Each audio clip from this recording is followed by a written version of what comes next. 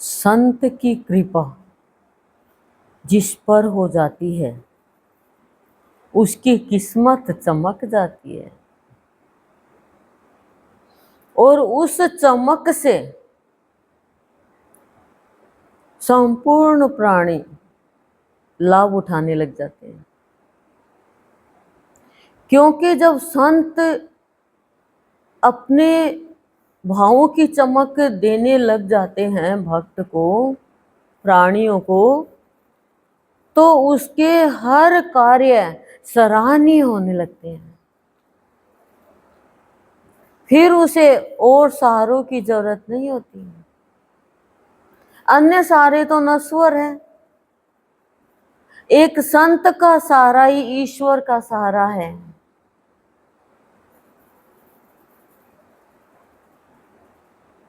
फिर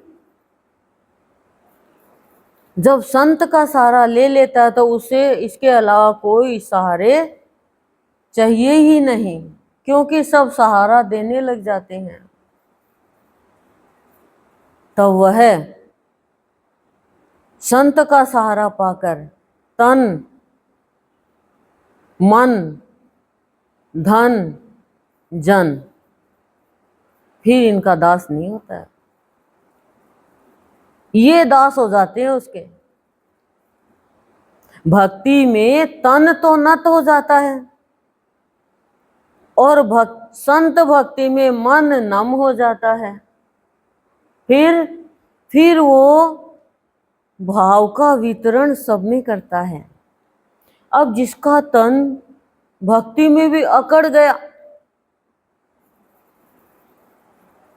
अहंकार आ गया, भाई चलो ठीक है बाहर माया में तो अकड़ जाए, भक्ति में भी, सत्संग करके भी इतना गुमान,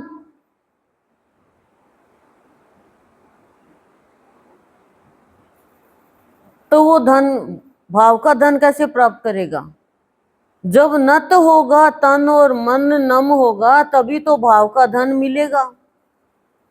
फिर भाव के धन की कमी नहीं रहेगी और जब भाव का धन मिलेगा तो सब में भाव का वितरण करेगा, अभाव नहीं देगा किसी को। हम तो पास वालों को ये भाव दे देते हैं, दूर वालों को भी अभाव दे देते हैं। बस हमारा काम अभाव देने का कब तक है? जब तक हमारा तन भक्ति में नत नहीं हुआ तब तक।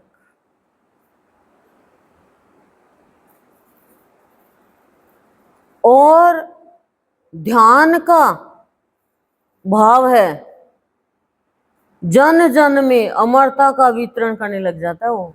ध्यान का भाव ही तो अमरता का भाव है। जैसे स्थूल का ध्यान है, ऐसी सूक्ष्म का ध्यान रखने लग जाता है वो आध्यात्मिक वस्तुओं को फिर खराब नहीं करता है।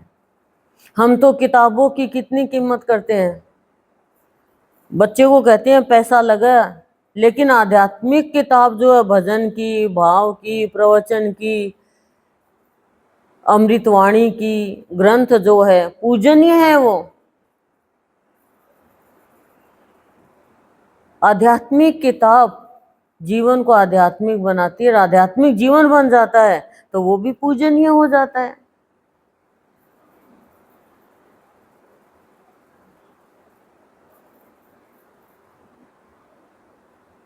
और अमरता का भाव जन जन में प्रदान करने लग जाता है। अमरता का भाव क्या है? आत्मा का भाव है,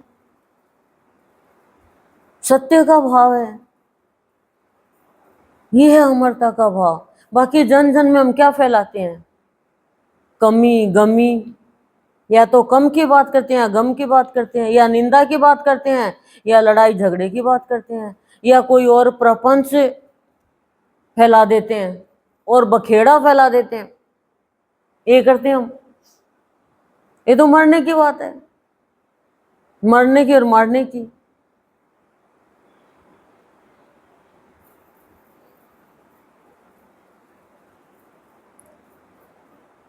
जब भाव का धन वितरण करता है ना संत का बच्चा, तो जन जन को सज्जन बनाता है वो।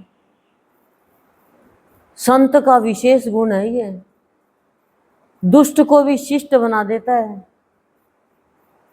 क्यों? क्योंकि संत के बच्चे में घृणा, ईर्ष्या, द्वेष, हीनता ये नहीं होती है, खाली समझ देने का काम होता है। और फिर भी प्राणी नहीं समझे, अपनी हरकतों से बाज नहीं आए, तो वो एक दिन बाज ही बन जाएगा। फिर बाज आ हरकतों से, नहीं तो हर हर महादेव नहीं मिलेंगे, और बाज बन जाएगा एक दिन। बाज क्या करता है? मरे हुए को खाता है। देखो बाज को आप, बाज का कभी राज हुआ क्या? साज का राज हुआ है? बताओ आप। जीवन है भैया। अब आप लोग सोच रहे होंगे भैया किसको बोले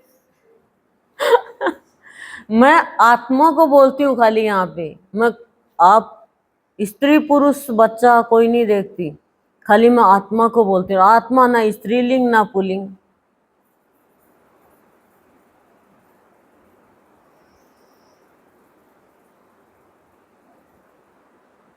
हम प्राणी श्रावण मास में शिव के ध्यान में रहते हैं। हमारा संत शिव रूप है, हम भी शिव रूप है। संत यही तो हमें कहते हैं कि तुम शिव रूप हो, लेकिन तुम्हारे शिव तो हो गया पीछे और जीव हो गया आगे। जीव भाव में जो जीने लग गया, खाना पीना उठना बैठना। अभी जैसे आप लोगों को कहा कि हम वन सोमवार करेंगे, तो मन में आना चाहिए कि वन क्यों, हम तो कैलाश पे बैठ के खाएंगे खाना। ये तो कैलाश पर्वत है, ये तो शिव की नगरी है। लोग तो वन सोमवार करने जाते हैं। वन यानी एवन जो होता है ना, वही तो इस सदन में बैठ करके भोजन लेता है। भगवान के सम्मुख आप कहीं पर भी देख लो, सम्मुख आपको भोजन खाने नहीं देंगे।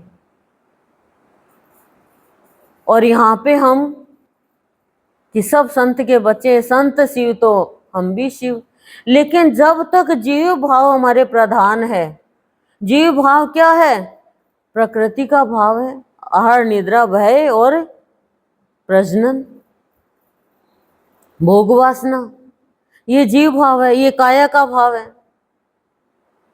जो जी तो सभी रहे हैं जीव भाव में, पशु पक्षी तो जीव भाव में है, लेकिन हमें तो सत्संग में आके शिव भाव में रहना है। जब शिव भाव आएगा तो प्रतिकूल और अनुकूल दोनों अवस्था समान हो जाएगी, समता और विषमता दोनों समान हो जाएगी।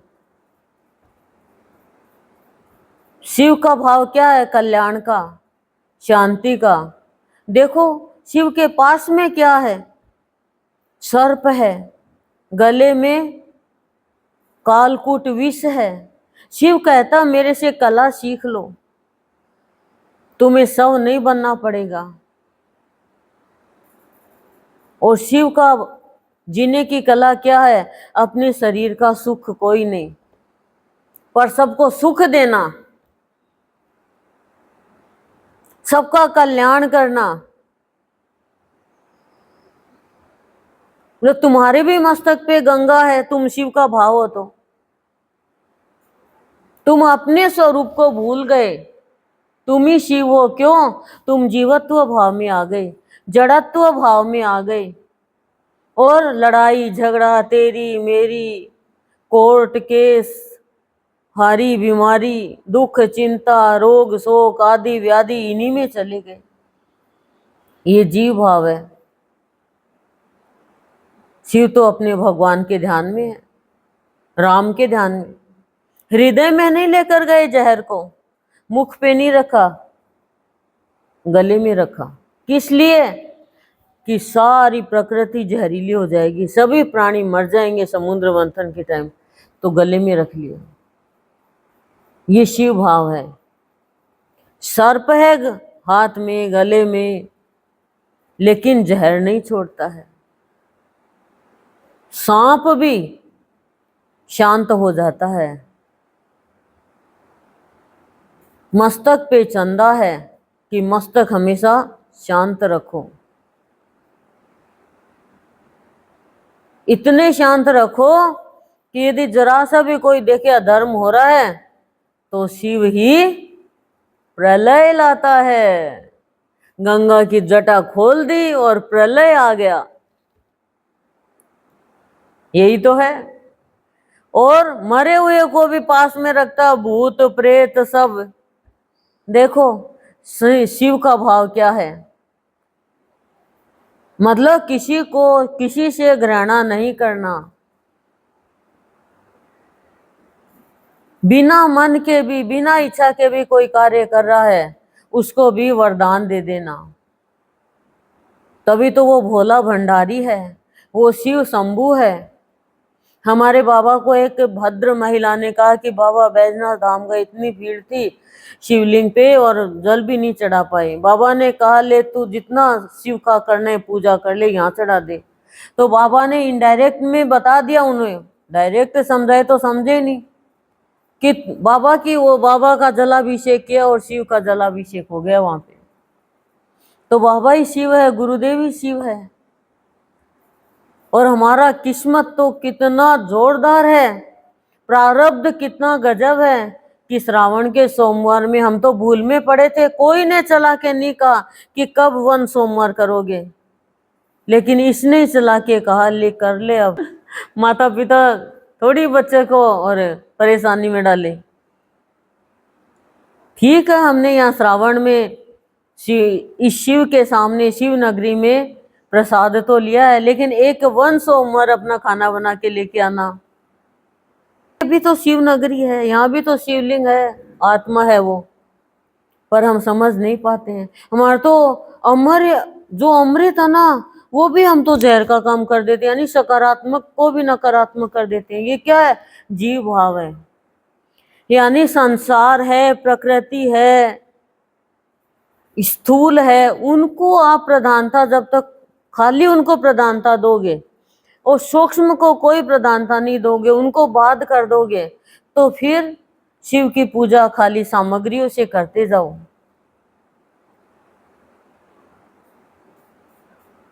शिव नहीं बन पाओगे। संत तो हमें जीव से शिव बनाता है, जीव से शिव बनाता है, ऐसा सतगुरु मेरा है। जड़त्व भाव हटाता है, ऐसा सतगुरु मेरा है।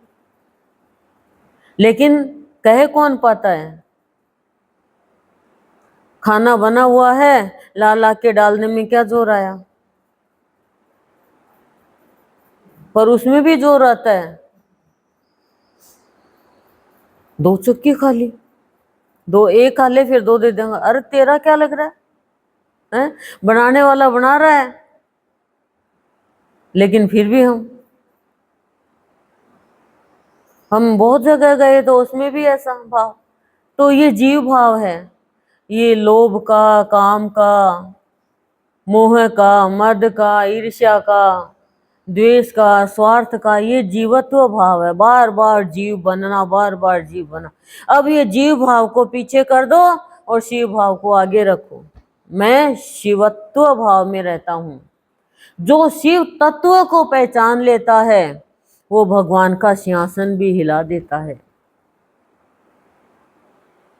भगवान भी स्थिर होकर अस्थिर हो जाते हैं, लेकिन हम तो जीव तत्व को ही हिलाते रहते हैं। कभी किसी के आगे पशुओं की जैसे पूंछ हिला दी, कभी किसी के आगे पूंछ हिला दी, यानी हाजिरी दे दी। एक दिन यमराज जी कहेगा हाजिर हो, तो वहां पे लास्ट हाजिरी लगेगी। अब इसने क्या किया, इसने ये किया, अब क्या करें, भेज दो वापस, भेजो वापस। थोड़ा दिन सजा मिलती है वहां नरक में, उसके बाद में वापस।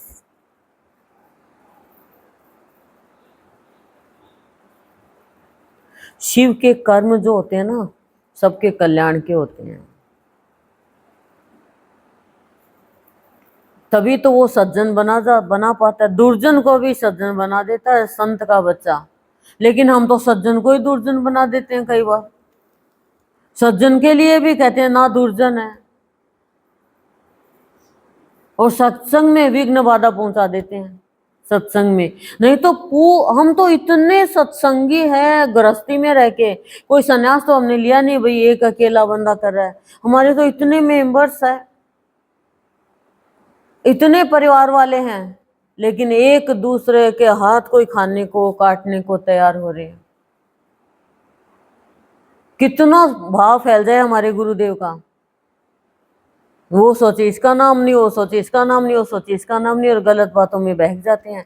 जीवत्व भाव वाला बहकता है, लेकिन शिवत्व भाव वाला महकता है। शिव तत्व ही तो संत तत्व है, संत तत्व ही तो शिव तत्व है। तो किसी के भी अंदर दुर्जनता मत प्रकट करो, सज्जनता प्रकट करो। और सज्जन कौन है, शिष्ट कौन है? जिसका इष्ट एक है। गुरु से बड़ा ना कोई जगत में, गुरु से बड़ा ना कोई। बिना हरि कृपा मिले ही नहीं संता, बिना हरि कृपा मिले ही नहीं संता। ये तो हमने अनुभव किया है, लेकिन हम भूल गए।